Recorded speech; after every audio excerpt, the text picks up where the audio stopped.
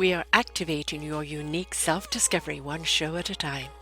The Orchard of Wisdom Self-Discovery podcast are at your fingertips, just waiting to inspire and invite you in discovering just how awesome you really are and how to navigate through life in joy, enrichment, personal abundance, in mind, body, spirit, heart, and soul. All the people we bring you are here to serve you on your journey of life. Do enjoy our next show. Good morning, good afternoon, and good evening, everybody. Welcome back to another edition of Their Story Matters right here on selfdiscoverymedia.com. I'm your host, Sarah Troy, and my guest today is David Bernstein. Racism, it's still very, very prevalent. Classified the untold story of racial classification in America. Why is there still race in America? How do we work this all out? How do we kind of classify everything in a way that is pleasing to everyone? He says, classified is the untold story of racial classification in America. And the call for separation of race or state, backed by a deeper dive into the surreal world of racial classification in America. Americans are understandably squeamish about the official racial and ethnic classifications. Nevertheless, the ambiguous are in American life. Applying for a job, a mortgage, university admission, citizenship, government contracts, and much, much more involves checking the box of whether you're Black, white, Asian, Hispanic, or Native American. While reviewing the surprising history of American racial classifications and classified races, questions about the classification coherence, logic, fairness, and, for example, should Pakistan, Chinese, Filipino Americans be in the same category and dispute their obvious differences in cultures, religion, and more? Where do we draw the line? What is the solution to this? It is quite a quandary, isn't it, David? So welcome to the show.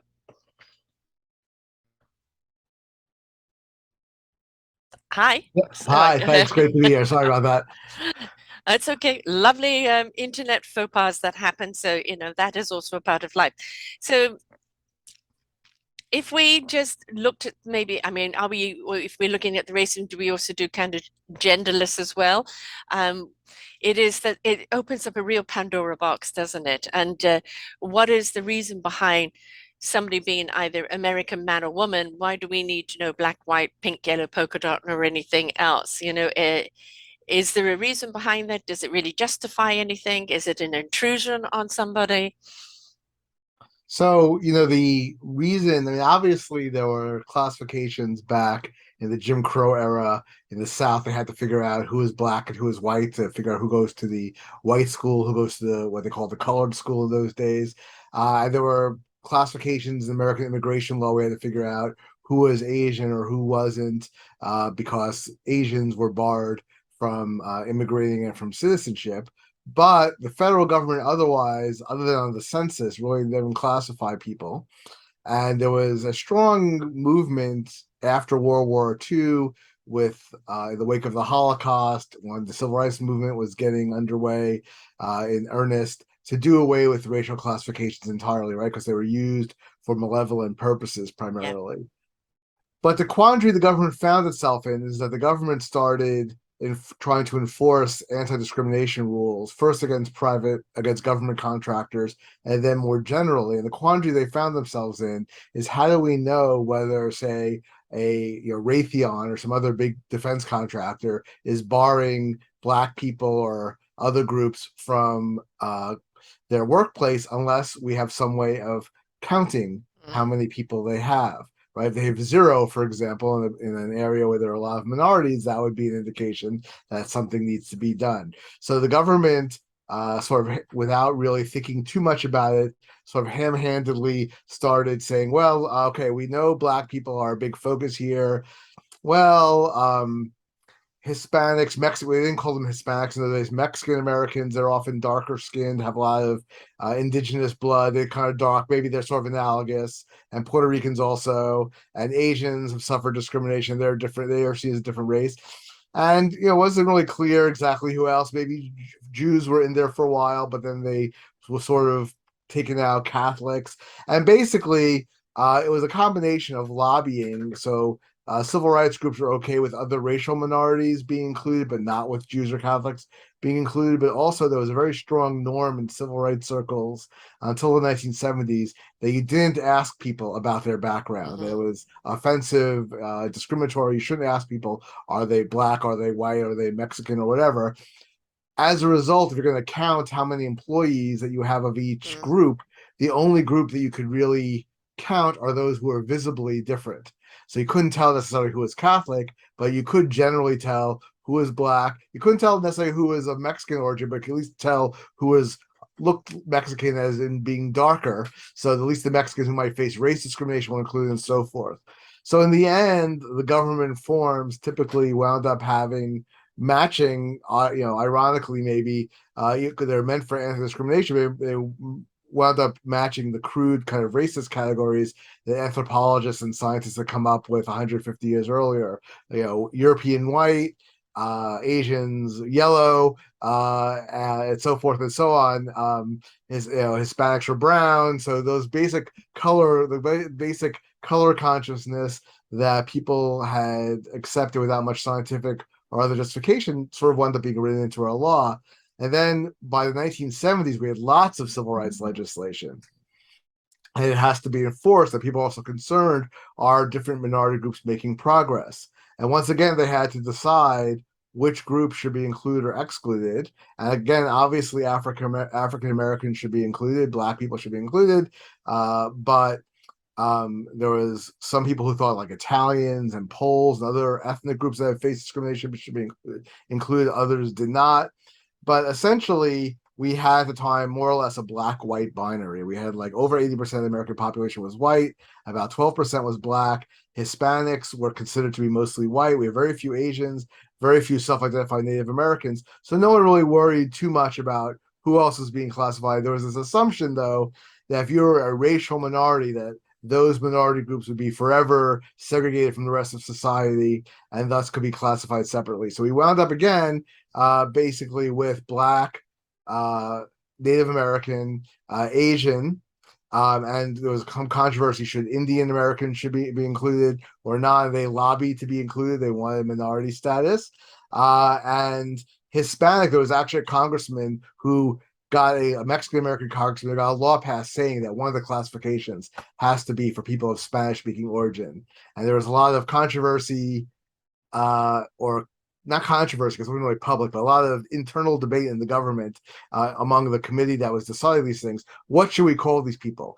There were different names. There was, well, we could just have separate categories for Mexican Americans, Puerto Ricans, and Cuban Americans, the three major groups. Or we can only consider Mexican Americans and Puerto Ricans because Cubans are mostly white. Or we can include Chicanos who are partly Mexican, partly indigenous, partly Spanish, and exclude everybody else. Or we could call them Spanish surnames, or we could call them Spanish language, or Spanish heritage, or Spanish American, or Latinos. And eventually, there was a committee of three women that met together, randomly chosen from Hispanic people working for the government, and they decided on the classification of Hispanic, which meant anyone of Spanish origin or culture, which meant, ironically, that it included people who would otherwise be considered to be white, but happen to have Spanish speaking origin, like Argentines who are of Italian and German descent, or Spanish Americans, people from Spain. So, anyway, that's how it was all sort of well intentioned. It Mm. wasn't really meant to do anything but let's create some uniform classifications so we could keep track of statistics in a uniform way. Civil rights statistics, educational statistics, and the classifications themselves came with a warning in the government rules say these are not meant to be the Mm. criteria for any government program. They're not meant to be scientific categories. They're not meant to be anthropological. They're just basically for statistical convenience. However, as we know, Mhm. they wound up becoming affirmative action categories. They wound up becoming, when people do studies, if you get funding from a university or from the government, they want you to use those classifications.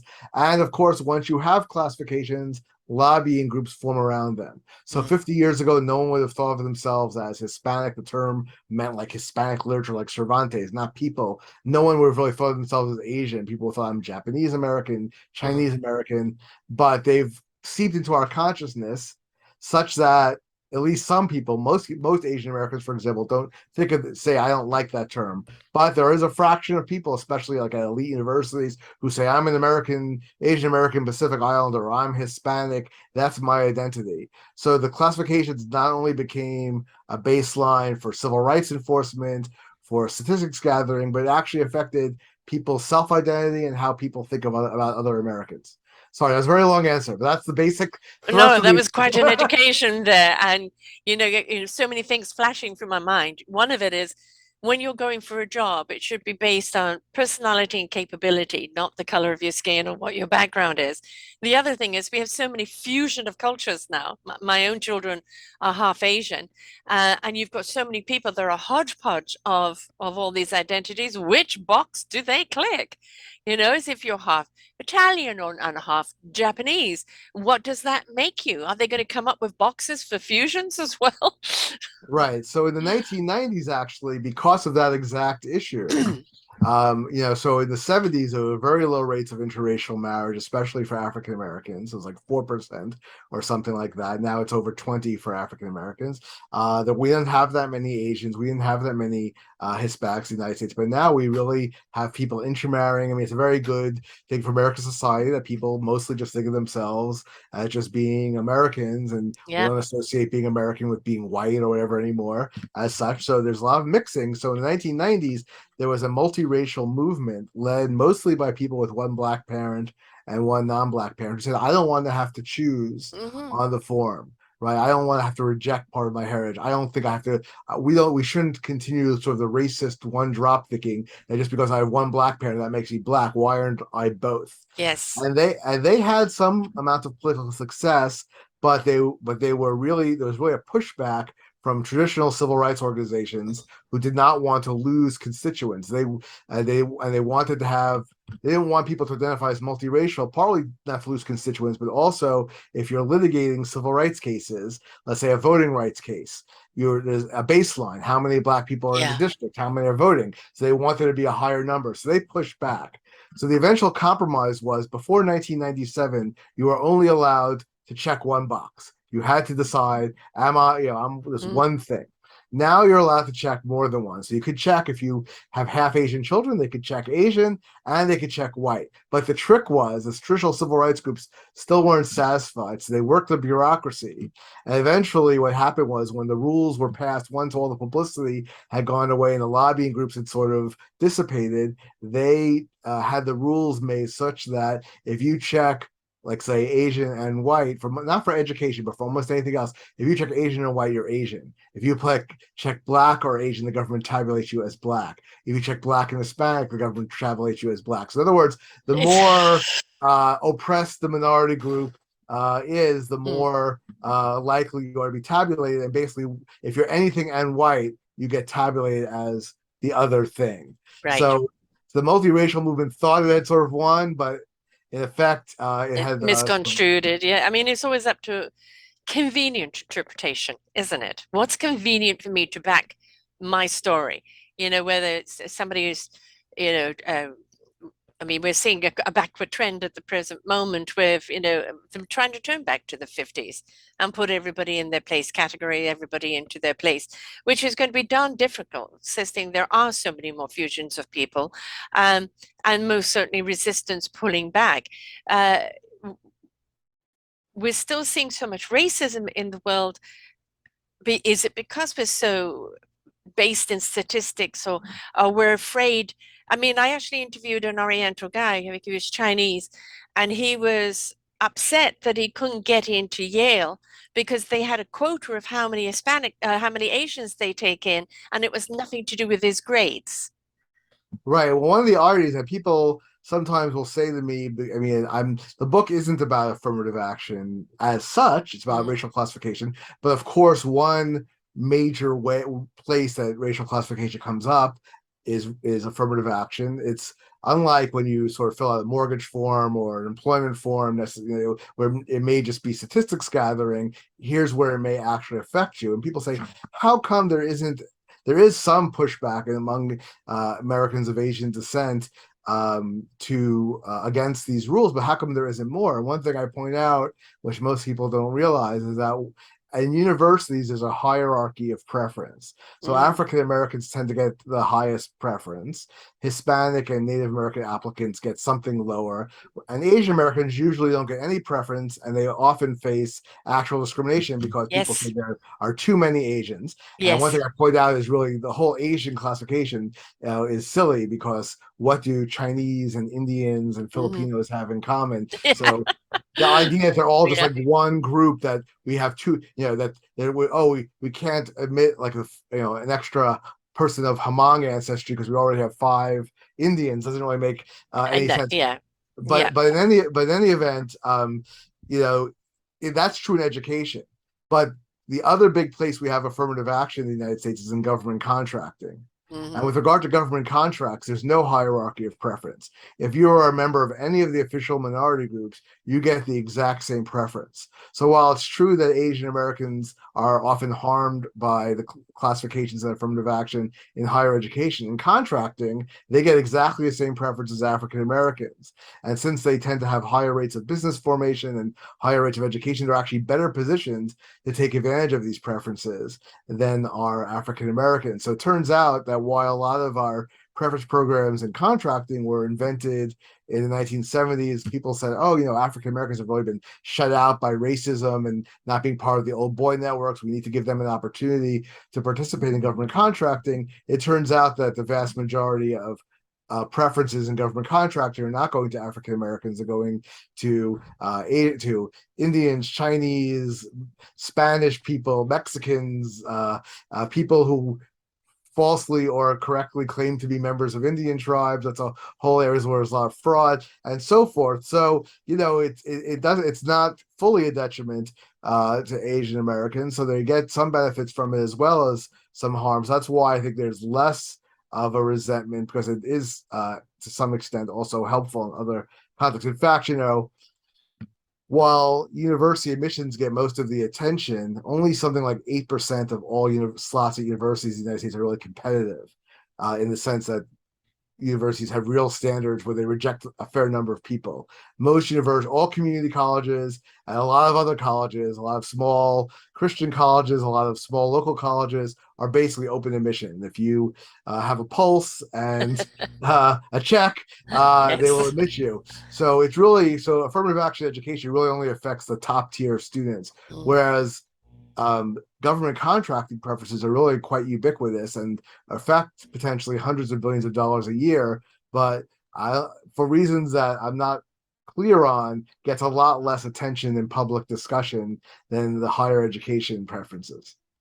Is there stigma in certain industries that if you don't have a person of color or maybe of Asian background, of something like in TV shows or in your workplace, that you can be basically in trouble, whether it's perception or that there is a law against it, because what we heard a great deal was the token color, you know. Sure. Well, there's certainly, I mean, there are, I don't, maybe it was about 15 years ago, Walmart announced that it would no longer hire law firms unless on every case they had at least one person of color working the case, Mm, which is probably not legal for them to do, but no one right. challenged it.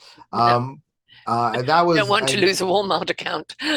and certainly in my own world, the academic world, if you have a panel with all white men on it, it will be rejected by any kind of even if those happen to be the four biggest experts.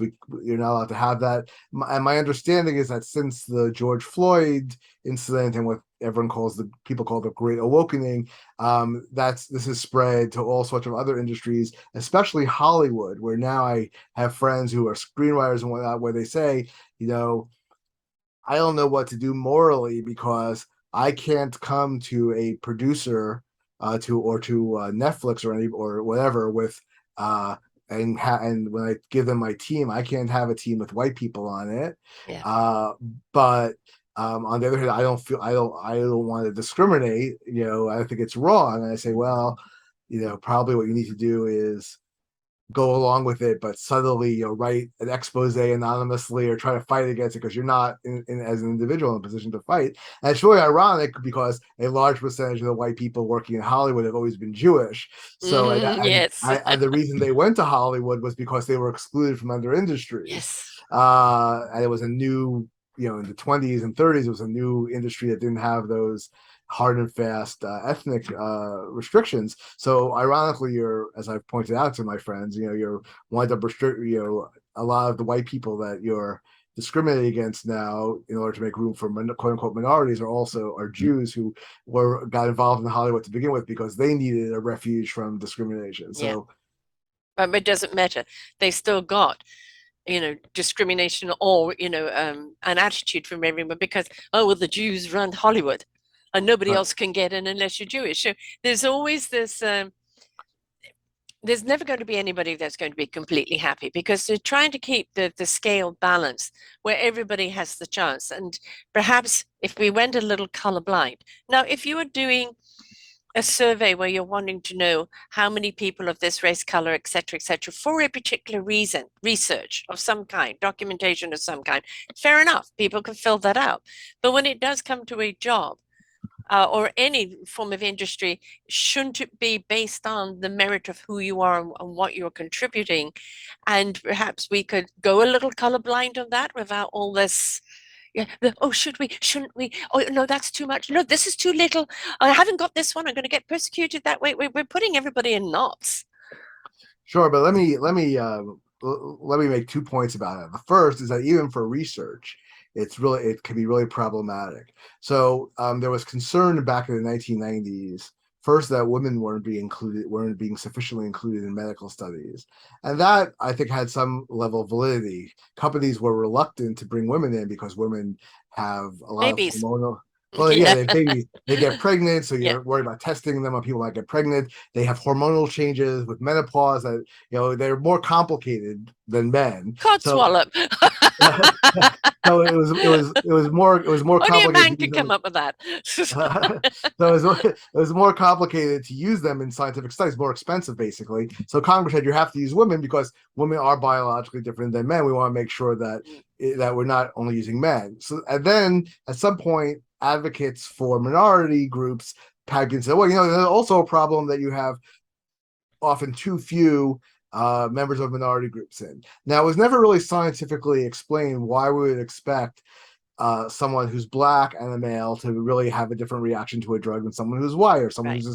especially someone who's Hispanic or Asian, because those are such broad categories. They don't match genetics at all. Even the African American classification, Somalis often, Yes. or Ethiopians can be quite different genetically than, say, Nigerians or Zimbabweans because they're from very different region of Africa. They have closer ties to the Arab world and so forth. So, um, but nevertheless, Congress mandated, said, oh, just in case there are these genetic differences that correlate with some sort of racial thing, we want you to use more minorities.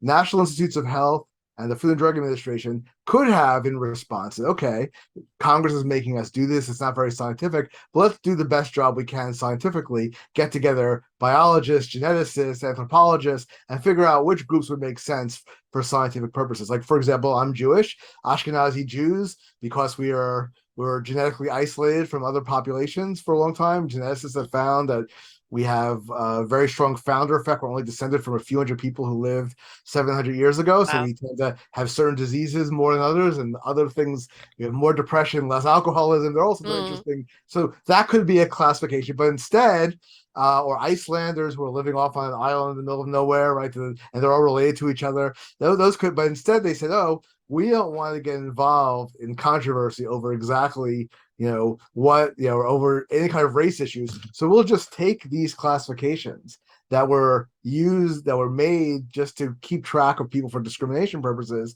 and require all researchers to use them in their scientific studies. So this is a number one, a big waste of money. And totally uh inaccurate results. Totally inaccurate. I mean, Yeah. to give you the example of the real world effects, when Moderna was researching its COVID vaccine, Hmm.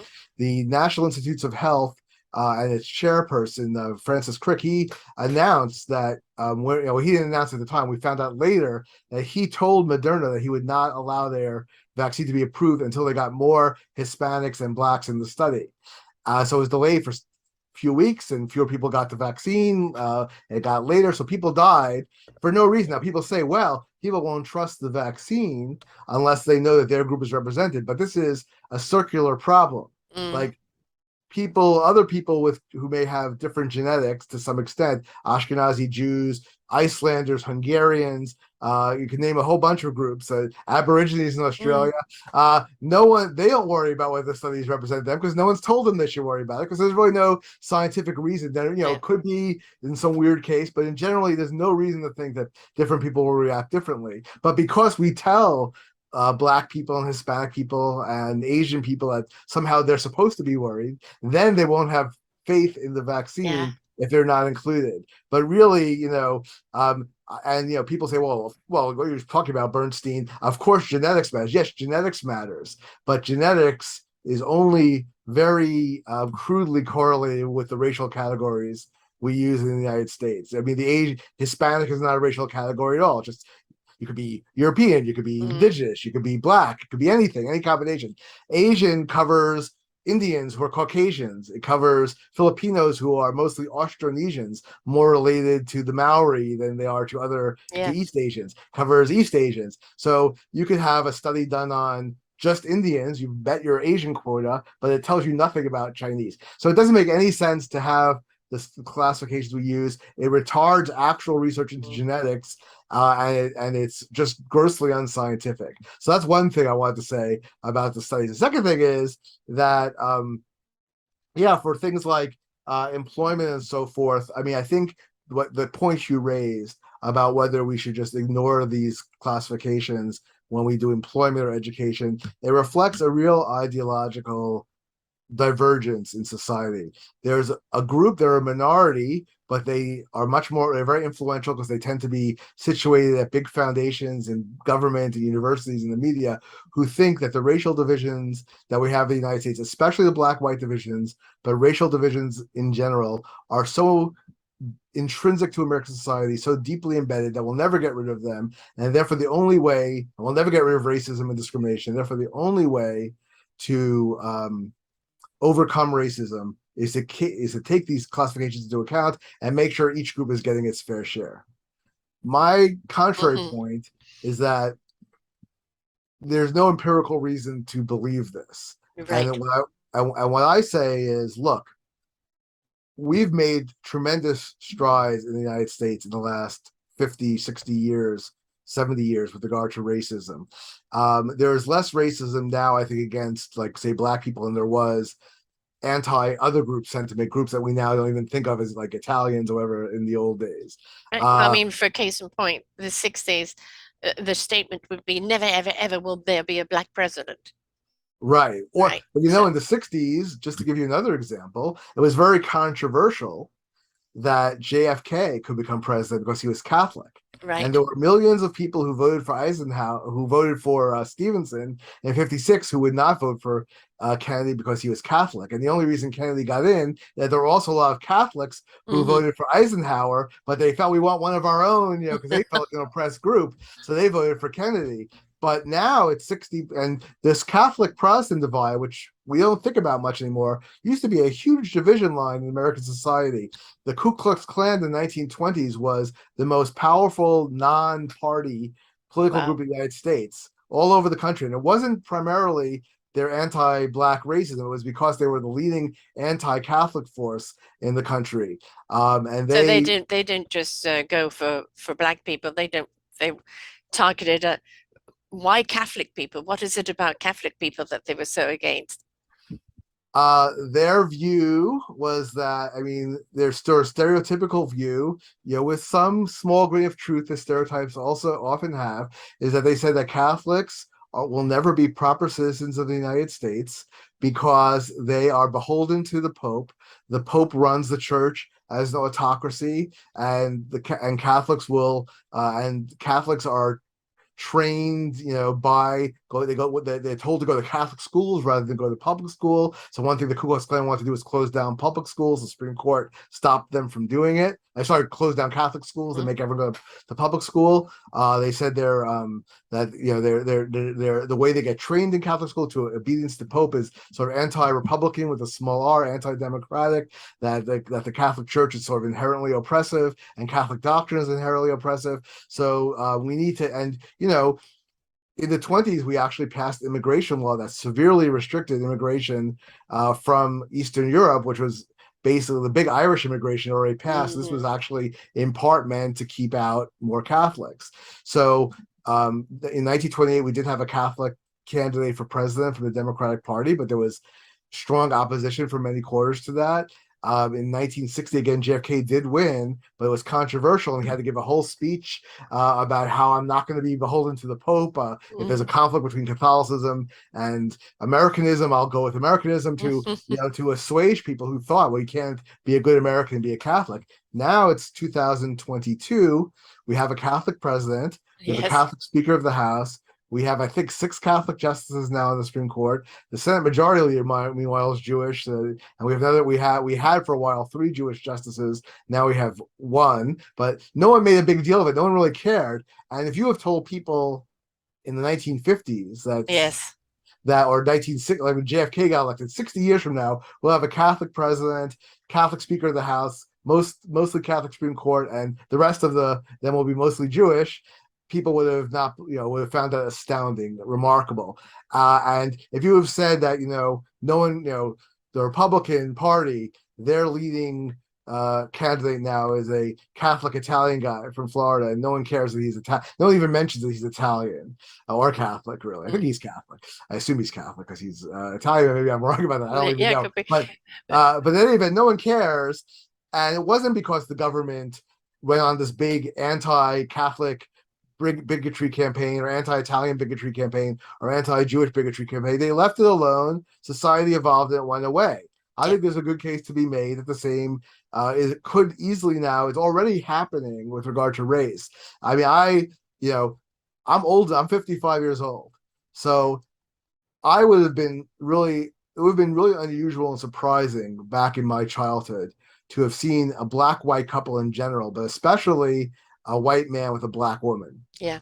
That was just been very extremely. And I belong to a pool now in sort of a working class neighborhood near my neighborhood, and there are a lot of black white couples, and a lot of them are white men and black women. And no one raises the slightest No. eyebrow. It's not even.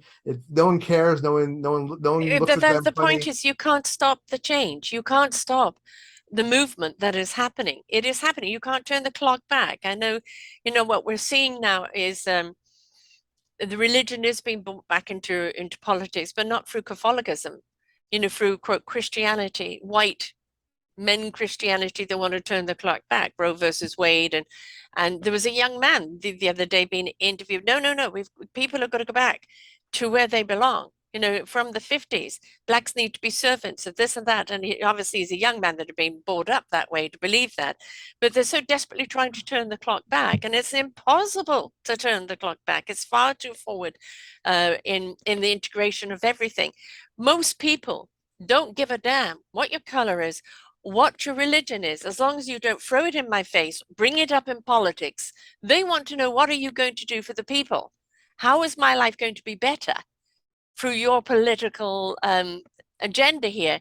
We don't want your religion. We don't want race stuck in Venice. We want competence. And we don't care what package it comes in. The most remarkable statistic that every time I mention the statistic, I still am surprised about the statistic, even though I know it's true and I've repeated it many times. I still like blanch at it. In 1958, Gallup polling asked for the first time, "Do you approve or disapprove of interracial marriage?" The percentage of Americans who approved of interracial marriage in 1958 was 4%. Mm, Not 40, not yeah, 14, 4, which meant that even most black people didn't approve of right. interracial Oh, marriage, yeah, right? no, it goes Uh, both sides. right. So now the statistic is over 90%. Yeah. I think the most recent I thought was like either 94 or 96. And if you go for people under 40, it's almost universal. that Yeah. people don't that are fine with interracial marriage. I mean, that's a remarkable change. And in some cases, you could say, well, people just say what they think the pollsters want to hear. But we know that on the ground, when you see Hmm. who people are dating and marrying and so forth, it's also happening. I mean, I remember in the 1980s, there used to be a show called Love Connection, Hmm. and they would match up the contestant with three Yes. bachelors or bachelorettes and then send them on dates, and then the audience would vote for who they like and so forth. And they always matched the white people with white people and the black Yes. people with black people. And I remember thinking to myself, that's weird. Do they ask the Yeah. couples, the contestants, they have a preference? They always, or and then I was doing research. I discovered, well, most Americans as late as then still did not approve of interracial marriage. So they're probably just appealing to the audience by keeping it separate. So that wasn't even that long ago. So my point is that the idea Mm. that certain levels of racism and attitudes are just fixed, and there's nothing we can do about it. So we have to keep the classifications prominent and check off all the boxes and separate people by race because it's going to happen anyway. So we have to do it wisely. I think Yes. is just false. I mean, it's not to say there's no racism or that people never classify each other or this and that, but I do think there's a strong case to be made that a certain amount of benign neglect, that the trends are towards integrating the whole population into a common American identity. And the people who want to classify are enemies of that. And they're enemies of not necessarily because they're bad people, but because they really don't believe it could happen. They and it's weird to me, but there are people in the legal academy, for example. Again, I'm a law professor. These are my colleagues who have argued in print that despite the appearance of change, nothing has really changed in the United States since the 1950s and 60s. And I think I don't understand that perspective really. I just think that But empirically, maybe it speaks to the bubble they've put themselves in. There's a lot of people that are kind of pro this turning the clock back, and it's like when you look at the bubble that they live in, they haven't progressed along with society. They've so desperately wanted to hold on to what they had, and they don't want to let go of it. That they, in a lot of ways, they're living in la la land. It's already too late. The ship has left the dock. yeah, I mean, there are certainly people whose academic careers and research are based on the notion that we are a racist society that will remain that way, and to acknowledge otherwise would sort of undermine what they've been writing about. So I suppose they Mm. have a vested interest in continuing it. But But there's a fear also, right? And I live with a wonderful 89-year-old, and when she was a nurse back in the day, so this would be early 50s, late 40s, early 50s. And there was a guy that needed a blood transfusion, and he had a different type of blood. And they didn't have blood banks back then. They had people come in, and the only person that had the same blood with this was a black guy. The guy that was sick was a white guy. He refused the blood because they said if you got the black blood, then you would have black children, and he'd rather die. And he did. Right. And okay. you've still got that kind of belief out there that somehow being different, Asian, black, or being opposite, that there's a contamination. Where is this thinking still happening? Are we subliminally nurturing it? Or why are people still thinking in that way? Well, look, ethnic hostility and conflict is sort of not unusual in the world. Yep. Uh, what's been unusual is, in fact, historically, is all the amount of integration and progress we've had. But obviously, there's always going to be, even as the progress is made, there'll be some people left behind in their thinking. But there's also also there's I think I think it'd be even more progress if we weren't doing all the classifications and so forth, Hmm. because there's also then resentment. Like, every once in a while, it hasn't happened recently, but I wrote a book a while ago, and one of the controversies I discussed in the book, every once in a while, someone would start like a white student club. They say, well, you have a black student club, Hmm. and you do black culture and this and that, and we want to have a white student club. And they were, usually what we call it now is they're being trolls. They were mostly they didn't really necessarily want a white student club, but they just wanted to point out what they saw as hypocrisy. And I thought, I thought those are sort of unsympathetic. Yeah, people who are black, may actually have some common cultural and other interests why they want to get together. I don't really think there's such a thing as like a common white identity in the United States as such. However, Unless it's a racist one. right, but however, there are people, ironically, on the left who think that to the extent that their ideology encourages whites to be racially conscious of their own whiteness is Mm, actually a good thing.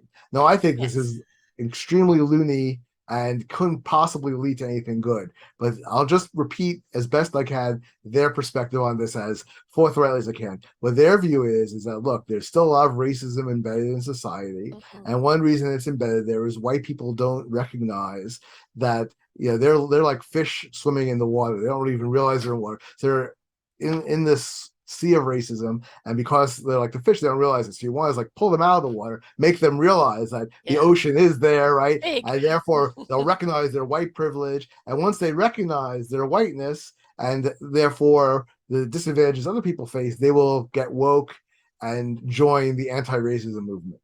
Now, my own view is that this is a wildly optimistic view of human nature, right? That if you tell people, emphasize your difference from X or Y group, think more and more about your difference. And when you think about that difference, the conclusion should be that you want to give up your own stuff and give it to them.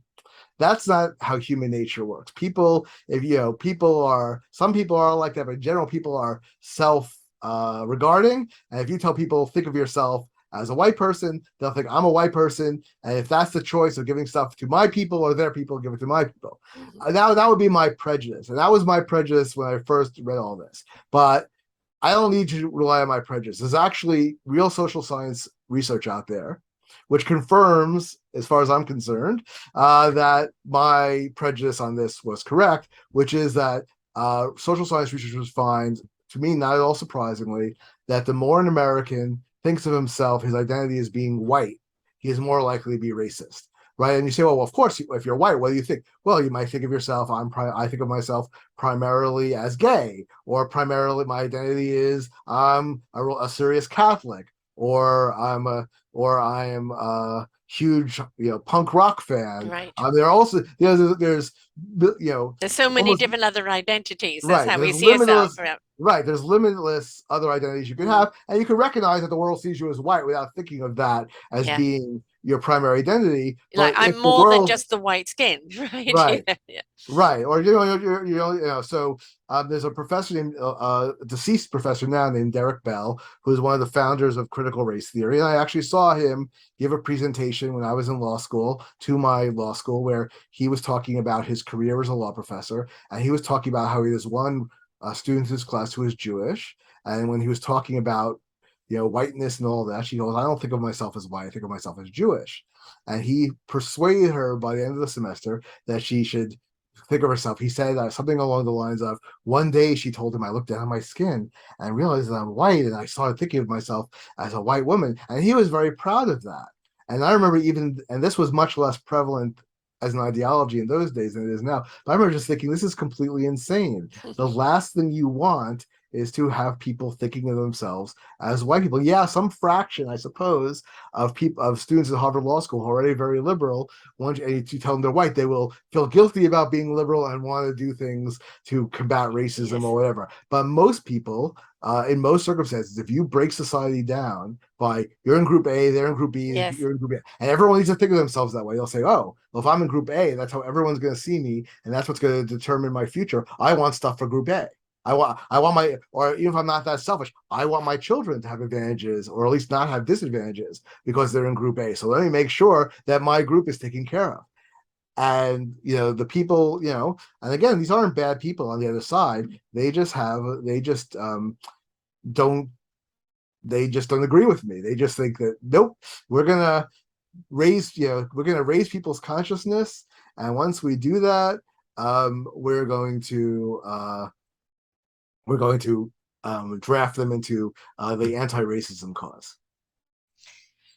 We're in a world right now where we're actually asking people to raise their vibration, to step more into a consciousness, and to actually understand it really doesn't matter what vessel you're in. The culture that you've grown up in, sometimes that's dictated by your color, but very much by, the culture of your DNA, your ancestry, or the culture that you literally live in is going to define how you interact with people. Again, live with this 89-year-old, and she overheard a conversation at a restaurant where a guy was saying that he was happy to be living in our environment, where we are living because there are less black people. And she got up and told him, "Don't you know that it's just a pigment of the skin and it's got nothing to do with who they are?" Because they were pretty shocked this little Mm. 5 foot dot person was attacking them. But the point is that yes, we all have a history, a cultural history that we bring with us, no matter what color we are, what religion we are. I am British who lived in South Africa, that lived in America, that lives in Canada. What does that make me? I'm just Sarah, who happens to have been these places, who happen to have been born from this. And I'm a hodgepodge of cultures that I have gathered under, my wing as I've grown. Um, I think we need to stop looking at the exterior of things and start looking at the interior of us, of how do we treat each other. If we could just look at a person for who they are, why they are, what they're contributing, instead of this labeling of the outside, I think we'll get over ourselves a lot better. But the more and more we're still worrying about mine versus yours, or this color versus that, or this ethnic group is going to be like that because that's who they are. If we let go of those expectations and allow people to step forth in whatever they're in, whatever the containment is, and to be who they are from the inside out, we would be a much better human race without this constant label, label, label, and then expectation of that label. Yeah, I think it's not, I agree with with all that, but and I also would say that it's more serious than that in the sense that society, I mean, we have an experiment going on, especially actually Canada is actually with its official multiculturalist policy of saying we are going to, rather than encouraging assimilation or even being neutral, we're going to encourage groups to keep their separate Mm. identities and then respect those identities, and then we'll all get along. Now, I'm not an expert at all on what's going on in Canada, and I'm guessing it's probably like the United States that despite these official policies, groups are mixing Oh and yes. so forth. And But that's why you get half halves, because the children of those children that came are the ones that now start mixing with other cultures. They're not so entrenched in the culture from where they came from. It's more the culture of where they are now, and that's the hodgepodge of everybody. right, and to the extent though that government policy would actually inhibit that from happening, I Mm, would think that would be more likely. I mean, I don't think the government should go around trying to dissuade people from keeping whatever cultural, right. religious, other ethnic, traditions, background, culture that they want. But I think the problem does come when the government affirmatively tries to encourage people to identify as something other than the broad, national identity. Yeah. Uh, you shouldn't think of yourself as an American. You should think of yourself as a blank American, Yes. and not only that, but you should organize around that identity and try to encourage the government to give you, like, for example, there's actually a movement now. The Biden administration has taken it up. The Obama administration was supportive, but the Trump administration was not, to make people of Middle Eastern and North African origin a separate classification. Right now, they're classified as white. And it's going back and forth, and I'm hoping that it doesn't happen. But when they asked, like, one of the leading Arab American groups who was pushing this, why do you want to do this? They said, well, we want to get our share of the pie. We feel like Mm, because we're not being counted, we're not, when things are being doled out, we don't get it. We're not getting our share. It's like, okay, but it's understandable, right, to think, well, everyone wants their share, but maybe the right solution is to de-emphasize the idea that there's such a thing as a group's fair share yeah. rather than an individual is entitled to what the Mm, individual is able to accomplish, and the fact that they're a member of X or Y group doesn't entitle them to anything in particular yes. except fair treatment. Yeah, and it doesn't matter what the color is, everybody should have fair treatment. If we look back, we see what enormous strides we've made. Where we're in the present, we still see what's broken and that we need to fix. We can only hope that when we look back from the future, that we actually did pay attention and that we did do something about it. looking back at history and seeing some of the strides, but yet also seeing some of the things that have been ignored. Where do you think our trajectory is in the next 10 years, say? That's so I'm a law professor. My expertise is in law. I also do history without Mm-hmm. having a PhD, so I can tell you the history. Your question, I'll answer it, but I'll answer it by telling you what sociologists who are more expert. Yeah, so I did a lot of reading to my book Classified. There were a lot of stuff that didn't make it into the book because it wasn't within my expertise, but I learned a lot of interesting things. So there are like basically three theories as to what's going to happen in the United States in the next however many years, in the foreseeable future, I guess more than 10 years. But one theory is that, which I think is very much the minority, is that we'll continue to have basically the different groups that we have as classifications. The classification system is sort of ossifying people's identities. The problem with that is that, again, intermarriage rates and so forth keep going up, so it's hard to see how that's going to happen. So the other two, I think, are the more plausible ones. And the other one of them is that Americans will, in fact, um, assimilate themselves into a common American identity. So it's not hard to see that if you go back 70, 80, 90 years, that being a real American was associated not just with being white, but sort of being a Northern European white. I mean, the one thing that really has always struck me, go to the Coca-Cola Museum in Atlanta, and they have all the old advertising for Coca-Cola. And until the 1960s, the people featured in these ads could have been from the cover of Germany's Yeah. magazines. Everyone has very fair skin, usually light eyes, often blonde hair, and that's what And that was supposed to be the all-American look. That has changed dramatically since the 1960s, and the idea is we started incorporating ethnic Americans and Black Americans. We started incorporating as sort of they're part of America too, but eventually this will actually meld into everyone's just going to be mixed, and the vision of what an American will just be like it's a multi-ethnic, multiracial identity. There won't be one Yeah. vision of what America is, and that these racial differences will essentially dissolve. And I think that is the actual sociological and anthropological trend, but it's being hampered to some degree by the ossification of these classifications, encouraging people to think of themselves, especially at places like elite universities, encouraging people to think of themselves as being members of specific minority groups. The other possibility, which I think is not out of the realm of possibility, and again is in some ways being encouraged by the current you know cultural elite, is that many people we now consider to be members of minority groups, especially lighter skinned Hispanics and Asians, will become part of the white population. It may be called white, it may be called something else, but basically everyone who's relatively fair skinned and some of the darker skinned people will all become one, but we'll still have a Black minority who may or may not be joined by some of the darker members of the Hispanic and Asian minority.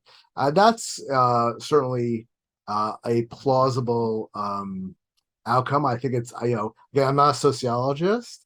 I think that, but I do think that view reflects the notion that there's something immutable about black-white relations that may not be true of other groups. And again, I don't think I think that just objectively speaking, it's not these whatever conflict or hostility or racism there is between white and black people is a product of historical circumstances that can be overcome, Yeah. but that doesn't mean that ultimately it will. It's also not the case that because the trends go one way, they never go backwards at Yeah. all, right? There's certainly examples in history of minority groups becoming better integrated into society, but then a racist movement comes along. But anyway, Mm-hmm. Which there's that's at plenty of least that. Yeah. there's at least some possibility that this is what the future holds, and that there are still, at least in some sort, despite increases in interracial marriage and dating and so forth, there are still a fairly high level of segregation among at least some African American communities, and so forth, and isolation from the rest of the population. So that at least is a possibility to look out for. Now, again, one's ideological perspective colors how one perceives of this. So I think there are some people who say, well, that's like almost an optimistic outcome because it assumes that even Asians can assimilate. I would say that this is the pessimistic outcome, that this is something that we should be striving against, that we should not be deeming skin color, darkness of skin to be some characteristic somehow can't be overcome socially. I tell people, you know, as weird as it might be to think that 50 years from now, you might look at a audience with people of different races and not even think about their race. Hmm. Just consider the fact that if I were speaking at your university, if not 50 years ago, 60, 70 years ago, you would have looked at me, said, your name's Bernstein, Yes. you have people tell me classically Jewish features, although I don't have the curly dark hair, but otherwise I kind of look Jewish. They would look at me, and even if they weren't prejudiced, they would say, "Oh, a Jewish guy." And now most people don't even think about that. Right. Or same thing with Italians. Like again, DeSantis, like in Florida, no one really thinks about him being Italian. So there's so that just went away, like without people even really thinking about how what about the ethnic differences. The ethnic differences in practice just went away. People still have their own Yeah. identities, but no, but publicly, no one really thinks Right. about it. And that could is no reason inherently that can't happen with regard to I skin kind of color as feel well. more of the trend of that, quite honestly. I think what we're looking at is, the generational. I have three millennials, and they are rather like me. If a person has a different background to them, it's fascinating their culture, or it's fascinating, that they may do something differently. My son's a restaurateur, so he immediately wants to know what kind of food they cook, Right. to experience that, and it is they're not seeing quote quote color. They're not looking at the person from the color. They're not even looking at the person from their religion. Because I think in a lot of these people, they've gone more spiritual rather than religion. And I think that for them, it is just a question that it's a fascinating culture that you have. I'm interested in knowing it rather than identifying people as categorizing. You know what I mean? It's intrigue rather than category. And I think as we see the generations kind of die out, especially the lawmakers that are around what has been, I think we're going to see in the next 20 years it really doesn't matter. The One of the issues that people bring up is then, but are we going to be losing, as Hitler said, the pure culture? Right. If we have the integration going on, or if people aren't being brought up with their cultural identity, like language or traditions and things like this, are we going to lose that and become rather grey as we're all of one? And I think the pendulum swings back the other way. You'll have somebody that maybe their parents were neutral, but now they're fascinated with what their culture and their history should be and will be researching it and bringing it back because that's just the way it always goes. This pendulum of no interest, too much interest, and then a little interest and a nice balance. So I foresee that we're going to go that way. You'll always have the groups that want to stay on that regime rhetoric, which generally, leads to hate rhetoric and damning rhetoric and all of that. We've got that. Will that ever go away? I'm hoping it will diminish in size, but I don't think it'll ever go away. But I do think that as the people lose interest in classification, the classification will lose interest in being. Yeah, I mean, I think that sounds right. The one thing, I mean, I don't know how prevalent this is in Canada. The one caveat is that there are forces, I mean, like official, like not conspiratorial secret forces, but open and out there forces that are trying to dissuade people from that.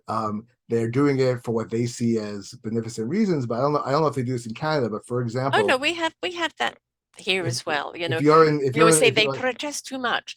if like my daughter's a high school senior, if you look at admissions stuff, they'll have special admissions events for students of color, Mm. special orientation events, special dorms, and they'll then break up the students. So you're the black students, you're the Hispanic students, and they'll basically tell the students like you're going to be oppressed where at our school, but so we're giving you this special whatever. I mean, the one that was the weirdest to me is my own university at my 25th reunion, 25th year reunion.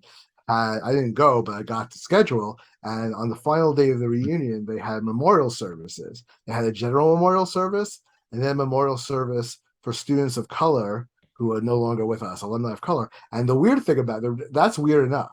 But the really weird thing is they were held at the same time.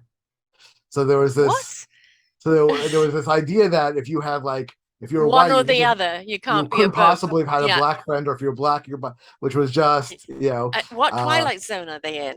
I mean, what so is this in an area that they're still holding on to the past so desperately?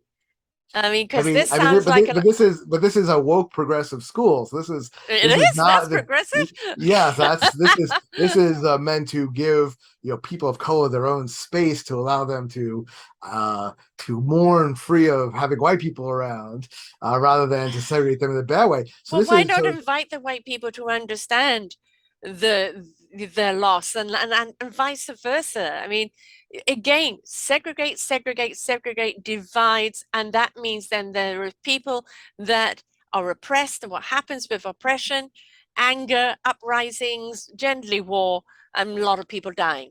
It's we've seen this cycle. Don't the lawmakers see this cycle? It's simply not working of the weird thing repressing is and that categorizing. but this sort of thing has become so entrenched in these sorts of circles that I mean, It's it time raised to my break the eyebrows. circle. But I mean, you would think that people would say, "Hey, this is crazy. Why are you?" But Right. no one. It just people It's just got used to the ludicrous. idea. That is 50 years ago. This Right, doesn't belong now. And right. I do think that, I mean, look, we've got social media now, and social media is very opinionated. And people really will speak out, sometimes without decorum or filter, and sometimes without thinking, but it's still a dialogue going on. You've also got people snapping their phone cameras at any moment, capturing everybody. You've got the people that still see divide, divide, divide, them versus us. And but you've got the other people that see it more of a universal village. I'm obviously in that village because that's the way I think.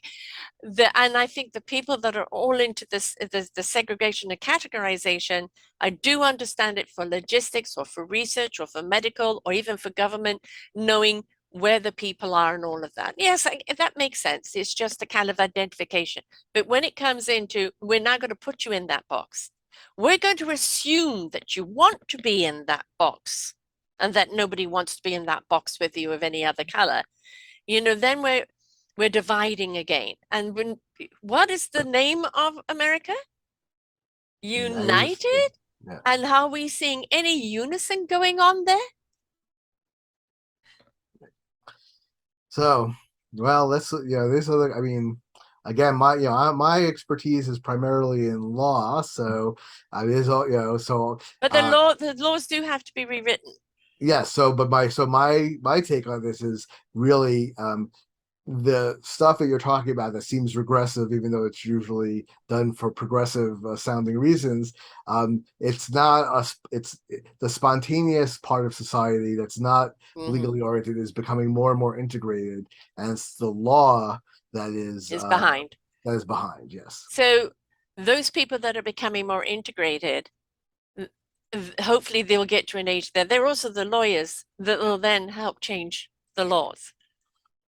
One would hope. I'll keep everything crossed. Right.